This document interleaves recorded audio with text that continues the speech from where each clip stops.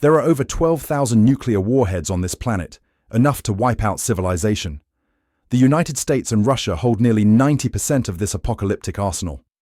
Each warhead is tens of times more powerful than the bomb that flattened Hiroshima. In just a few dozen minutes, today's brightly lit cities could turn to ash, the sky could be covered with radioactive dust, and crops could die in silence. Yet for nearly 80 years, that button has never been pressed.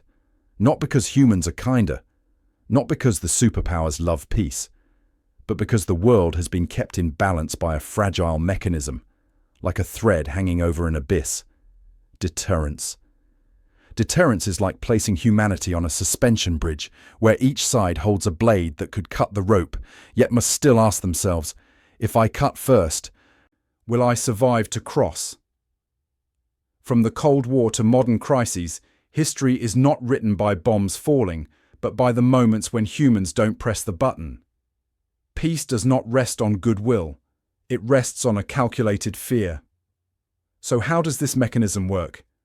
And what happens when that fear is no longer strong enough? How does deterrence function? And when does it fail? Let's explore in today's video. What is deterrence? And why is it stronger than weapons? Deterrence is stronger than weapons because it is not a threat, but a promise of apocalypse. It doesn't say, I will strike you, but rather, if you take one more step, your world will cease to exist. In the language of power, deterrence doesn't need to shoot. It needs the opponent to believe that you can and are willing to shoot. The entire global security system is built on a fragile assumption.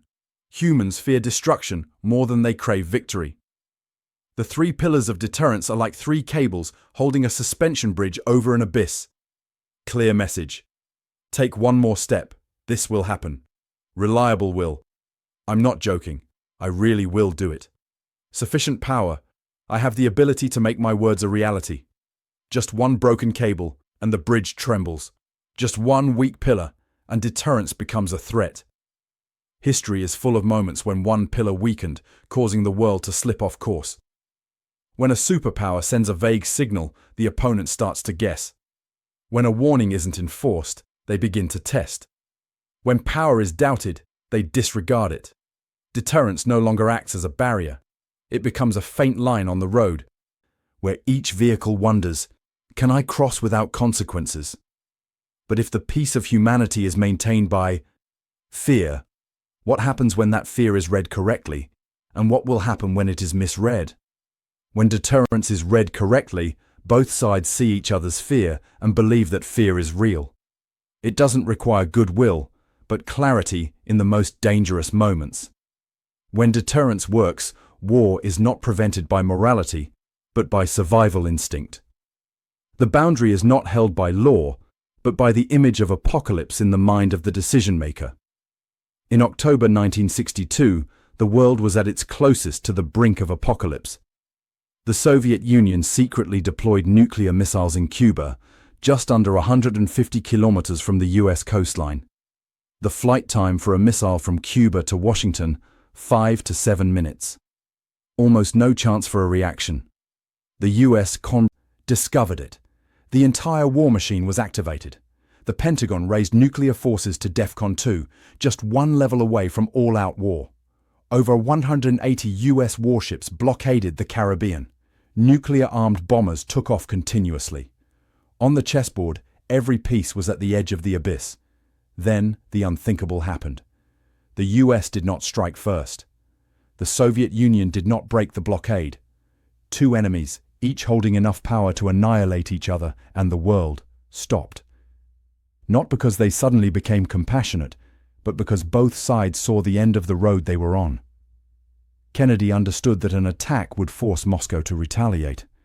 Khrushchev understood that if he tried to break the blockade, Washington would never accept having a knife at its throat.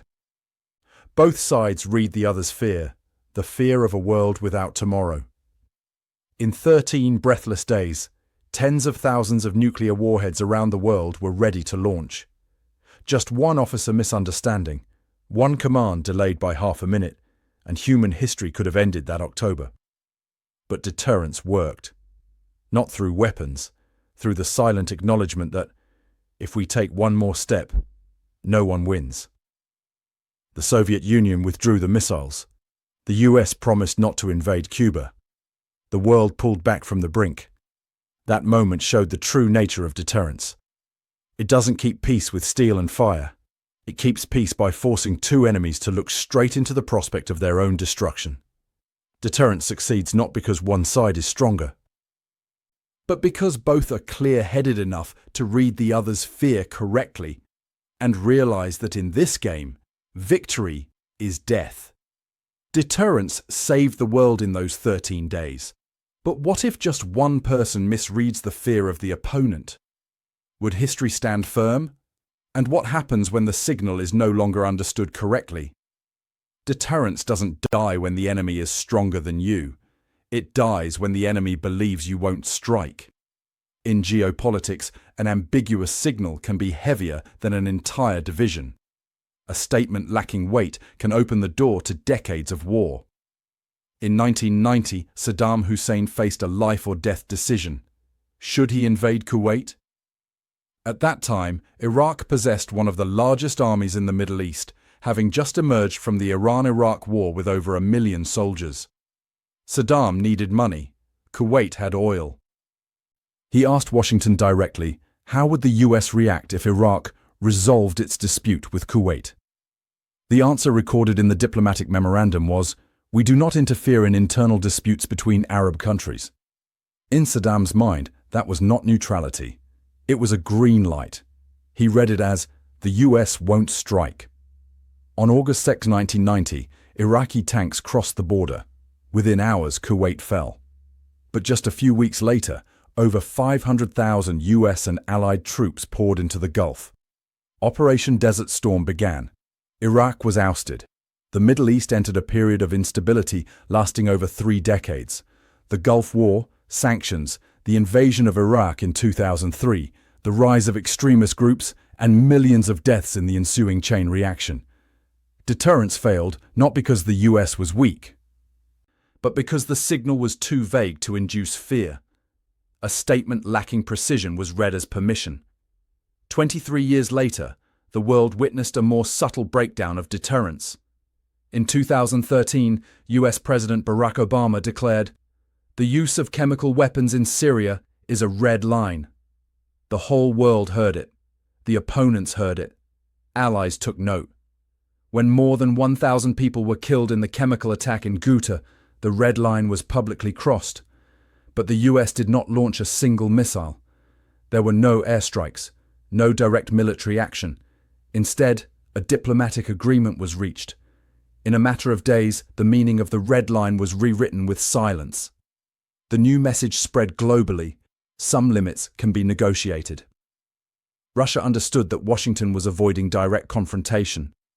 Iran understood that escalation could be managed. Opponents learned a new skill, approaching the threshold without fear of retaliation. From then on, deterrence was no longer a wall. It became a low fence. Every step forward was no longer reckless, but a test, a light touch. Wait for a response. If no shock, push harder. In such a world, a warning that is not enforced is more dangerous than silence. Silence could be caution, but an empty warning is always read as fear. Deterrence doesn't collapse with an explosion. It collapses with hesitation observed publicly. From Iraq in 1990 to Syria in 2013, the lesson repeats like a curse. When the opponent believes the cost won't be paid, every step they take is no longer provocation. It's a rational choice. And from that moment, war no longer requires malice. It only needs one side to believe the other won't dare to shoot. What weakness could cause deterrence to collapse in an instant? The deadly weakness of deterrence lies in the fact that it doesn't rely on steel, fire, or explosives. It relies on something far more fragile, how people understand each other. Deterrence only exists in the mind of the opponent. It lives in the moment when they ask themselves, are they really willing to do it? And it's there that every misinterpretation begins. The theory of deterrence assumes that people act like computers, weighing costs and benefits, choosing the option with the least loss. But history has never operated like a spreadsheet. National leaders do not only face their enemies, they face armies, public opinion, the media, opposition, and even the ghosts of past failures. A rational decision on paper can become surrender in the eyes of the public. And when honor is on the line, the fear of war is no longer strong enough to pull the decision-maker's hand back. In 1914, Europe plunged into World War, not because anyone wanted the apocalypse. Every nation believed that the other would back down. Austria-Hungary thought Russia wouldn't intervene. Germany believed Britain would stay out. France thought the war would be short. They all calculated rationally. And in just 37 days, the entire continent went up in flames. Deterrence didn't fail because there was a lack of weapons. It failed because each side believed the other wouldn't dare to move forward. The 21st century is not safer, it is just faster. Missiles fly in minutes. News spreads in seconds. Markets collapse in an instant. An ambiguous signal can be distorted through thousands of headlines, millions of tweets, dozens of news channels. Deterrence, already fragile, now has to navigate a maze of information overload before reaching the opponent's mind. By the time it arrives, it may no longer retain its original shape. Deterrence also assumes that the opponent fears death more than they fear loss of face. But not all regimes, organizations, or leaders prioritize survival over honor. Some are willing to accept disaster to avoid being seen as weak. Some political systems view retreat as suicide. For them, deterrence loses its core foundation: fear. Therefore, deterrence is like holding a wild animal with your gaze. Just a blink of an eye. Just the moment the opponent believes you will blink.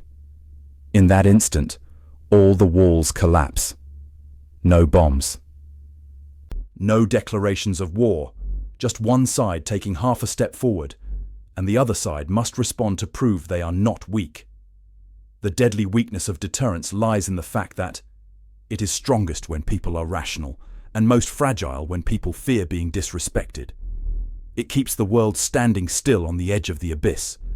But in just one moment of misinterpretation, all of humanity will fall together. If deterrence is just a game of fear, how long will that fear remain strong? Today's world is like a giant airplane flying at 10,000 meters, carrying 8 billion people. But the cockpit is operated by fragile calculations so precarious that a mistake of just a few percent is enough to send it into freefall.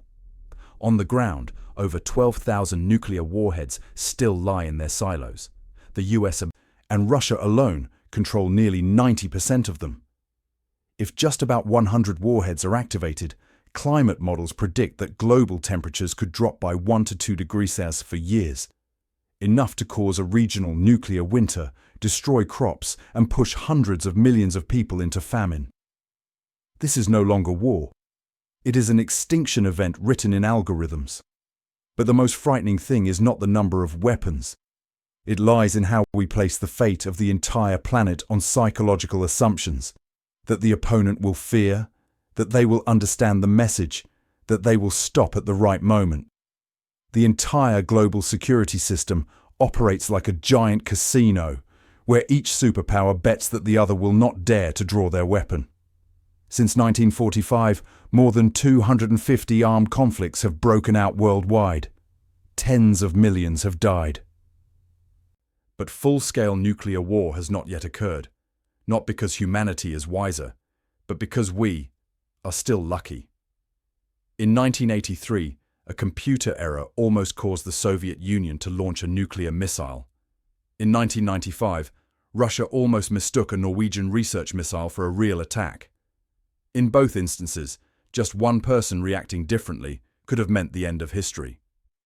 Deterrence, praised as the foundation of global stability, is, in reality, patched together by moments of chance like these. It's like building a steel suspension bridge, but fastening it with the belief that the other side won't cut the rope. We call it strategic balance, but in essence, it's 8 billion people living on the assumption that a few hundred leaders in closed rooms will not misread a signal, misjudge a glance, or wrongly believe the other side will back down.